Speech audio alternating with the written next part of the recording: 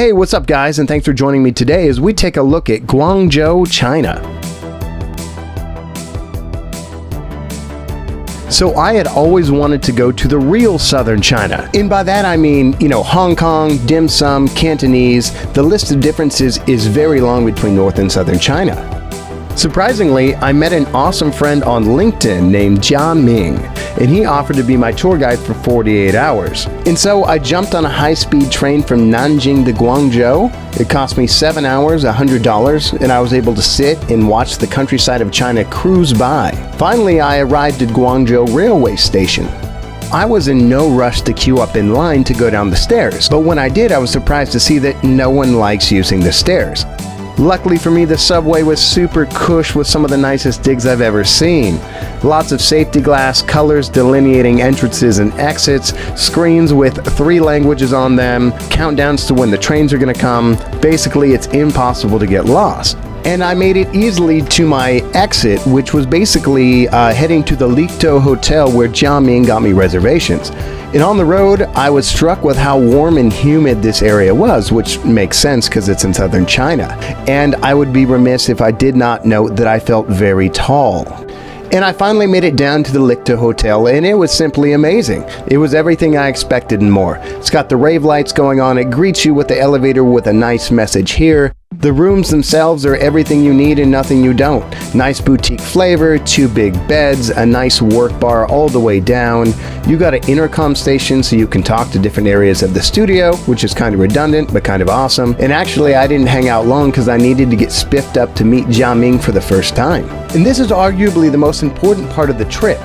And no, not the ability as an adult to walk around with a hoe garden in your hand, which is also important. It's actually meeting my awesome and current friend Jia Ming, a fantastic, kind-hearted guy who I just met on LinkedIn. He's treated me like family and gave me an awesome introduction to the warm and welcoming culture of Guangzhou. And tonight was just that, hanging out and getting to know one another, sipping beers while in the company of these awesome bats. Shout out to the awesome Guangzhou bats.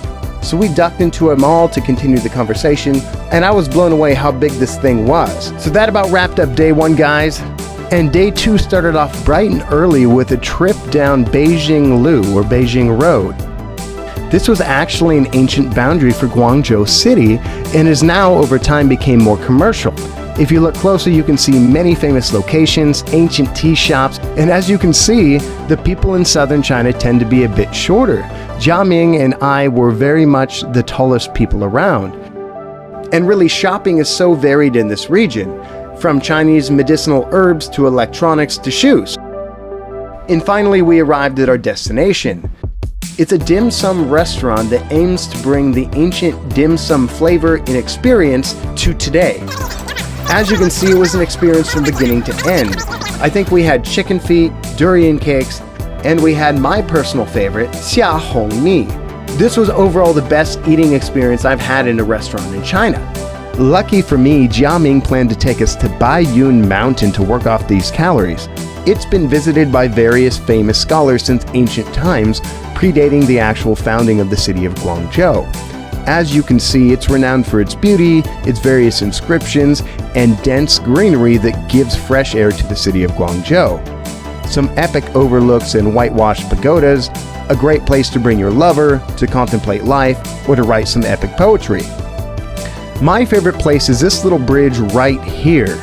It obviously struck me as something very foreign, very red, and it turns out these little wooden placards are things that you can purchase and write a love note, write a dream, write something you hope and attach it to the ropes.